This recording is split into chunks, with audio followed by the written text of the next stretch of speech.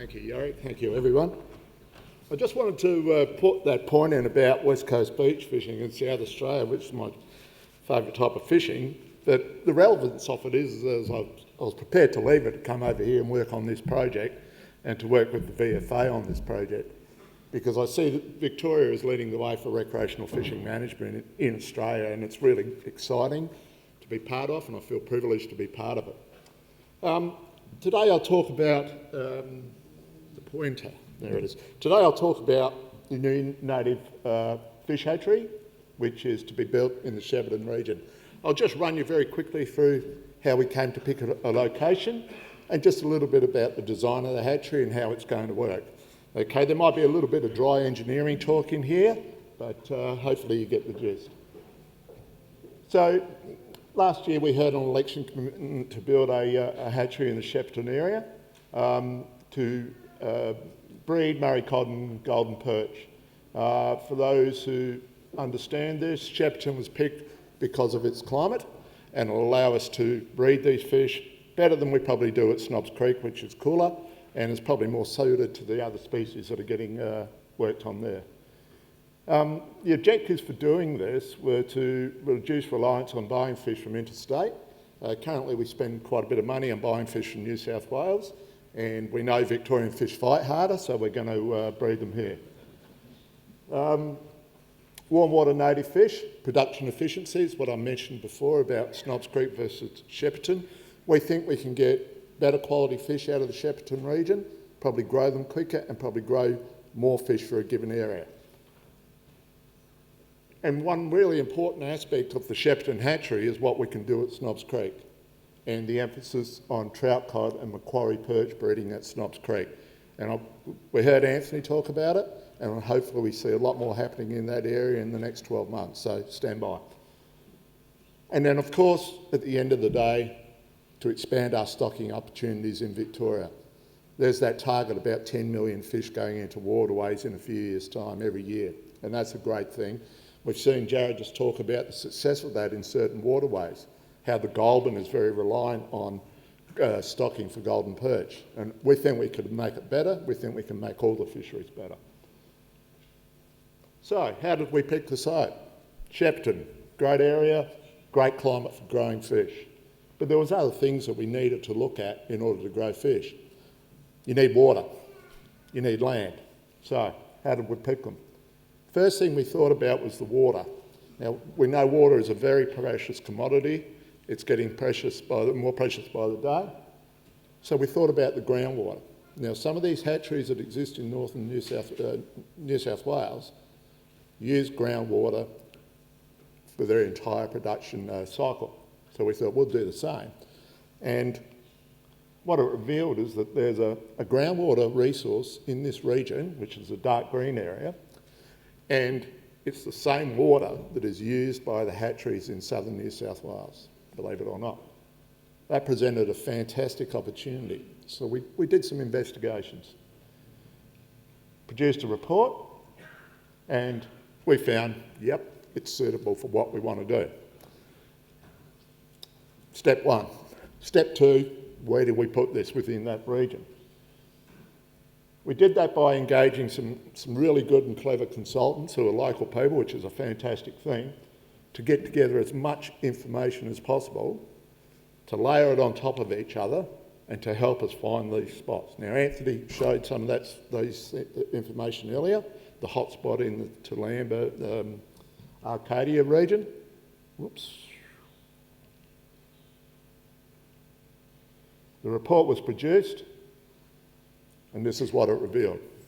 Now, it's a really nice, colourful picture. It grabs the eye, but what it tells us is where we should build the hatchery. It said, where it's red, don't even go there.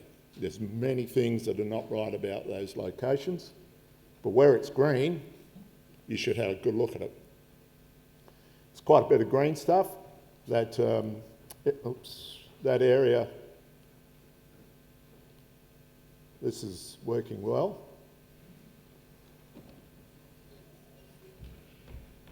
It's my fat fingers, excuse me.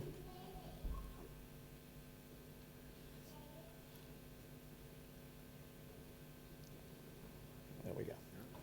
So that area in the Toolamba, Arcadia area was a hot spot, other spots further down, but we wanted a location that was close to the Goulburn as well. So it really restricted us on what we could pick. We initially identified 21 sites along the river and then found 8, which are really adjacent to the river, had everything we needed from a desktop perspective. We also spoke to other government agencies who hold a lot of land in the area, hoping that there was something suitable, but unfortunately nothing came up. So we engaged with landholders, and this was the most critical element of finding the right spot. We engaged with landholders that were part of that 21. We had several meetings with landholders, and eventually 3 people expressed a strong interest in being part of the project and potentially selling the land to us in the future for the hatchery. They were all in the area of Toolamba and Arcadia, which was interesting. The one that we've now preferred, which Anthony pointed out, was actually in the process of retiring from farming and wanted to sell, so everything was coming together. So we had 3 properties. Which one was going to be best? Remembering that groundwater was really important and soil's really important, we had to find the site that delivered the groundwater we wanted, but also had a lot of clay on the property, which isn't a very common commodity along the river corridor, a lot of sandy areas. We drilled a few properties and just found deep sand, deep sand, deep sand. And then we found one, and it was deep clay throughout the 28 drill holes that we put down. Every one of them had clay, and 27 of them were clay to depth. So again, this is great. Just happened to be the same guy that was retiring from farming. Bit more investigation, putting down some bores to find the groundwater. We did that. We've done some monitoring since to understand the water quality. We've done that, and we found that the water is entirely suitable for what we want to achieve with fish farming. So the salinity of the water in this area is about 1700 EC at depth, which is totally fine for farming native fish. Not so good for some of your crops, but really good for native fish, and everything else about it is really spot on. In fact, we were drinking the water straight from the bore. Anthony was. That's why, oh no, I won't go into that, Anthony. So what did that tell us about the 3 sites? What it told us is that we had one site that could deliver pretty much everything we wanted, and the others fell short because of this groundwater issue and this sand issue. We only gave it 2 ticks though, because we don't know how much exactly we're going to get out of the groundwater. We know it's going to be a lot, it's going to service our needs, but we also know this site's got a dam on it where we can store the water. But what about the other criteria? It's got a dam, it's got a pump that can take high flows, and it's got an irrigation system throughout the property. It's 170 hectares in size and 116 are above the flood risk area. We've done an environmental audit and it's a clean site. There's no contamination in there, there's no underground petrol tanks, there's no hidden dumps. It's been laser levelled. Oh. I can't believe this, sorry. And it's, as I've said, it's heavy clay throughout. And it's in a farming zone. And we're farming fish, so it all works. Some of the other things, fish farms need permanent people on site.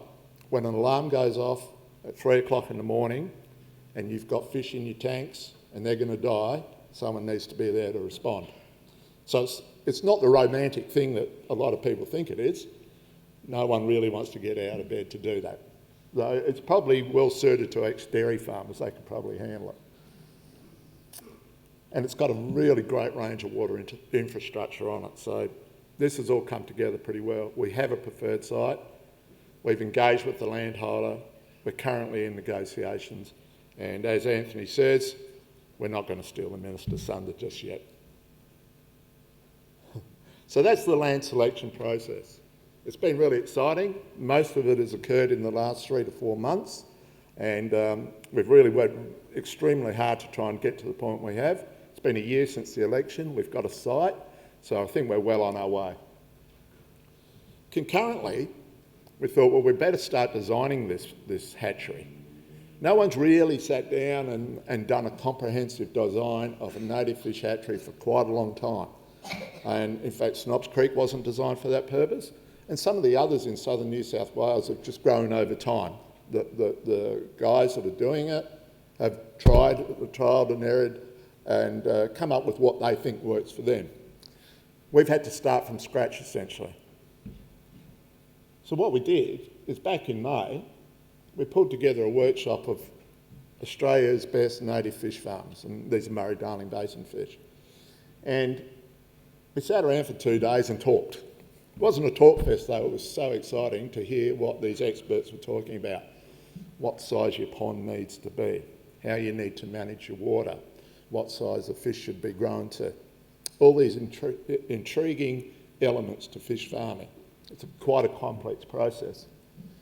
And again, the Wedge Group assisted us in doing this work and produced this best practice design report, which has now provided the formative information for all of the concept designs we've done for this project. That's just one of the designs of the Golden Perch hatchery, which is part of a larger hatchery system, which includes Murray cod.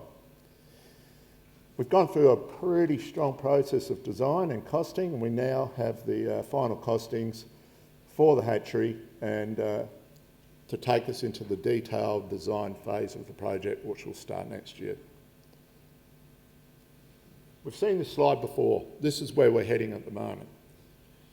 What you see there is basically blocks of ponds.